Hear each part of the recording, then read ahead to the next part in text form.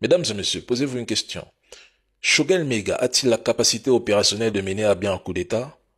Pensez-vous qu'Assimi Goïta soit isolé au point d'être vulnérable à ce genre de discours ou de manœuvre? Mais si c'est ce que vous croyez, vous vous trompez lourdement. Prenons un exemple banal.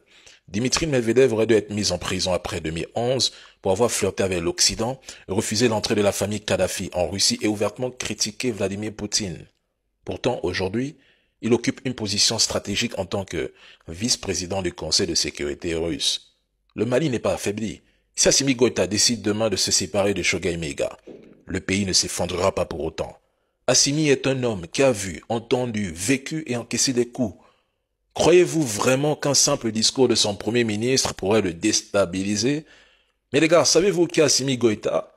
Certains disent qu'il regrettera de maintenir Choguel Mega si seulement s'il le fait.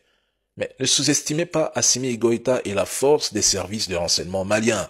Le Mali est sous les feux des projecteurs. Pensez-vous qu'il ne sache pas ce qui se passe autour de lui avant même que vous ne l'appreniez? Les tentatives de déstabilisation qu'il a déjouées. Croyez-vous vraiment que ce soit grâce à Choguel Mega? Mais si Choguel n'est pas satisfait, il partira. Mais dire qu'Assimi est affaibli ou qu'il joue avec le feu, c'est oublier d'où il vient. Et je dis, la majorité de nos politiciens sont des opportunistes. Chacun attend son heure pour s'emparer du fauteuil présidentiel.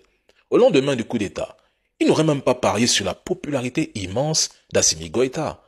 Aucun politicien véreux ne peut déstabiliser ce pays, parce que si c'était possible, Assimi serait déjà tombé depuis longtemps. Vous pensez qu'ils ont créé l'AES pour nos beaux yeux, une alliance militaire? Mais ceux qui s'opposent à la transition savent pertinemment qu'ils perdraient même en formant une coalition en cas d'élection présidentielle. Assimi Goïta gérera ces situations comme il a toujours fait, c'est-à-dire avec fermeté et lucidité. Le peuple doit rester uni et indivisible et le gouvernement malien doit communiquer. Faites énormément d'efforts dans ce sens, car je vous le dis, c'est important. Sinon, pour le reste, moi je vous le dis, c'est du pain à l'impinpin.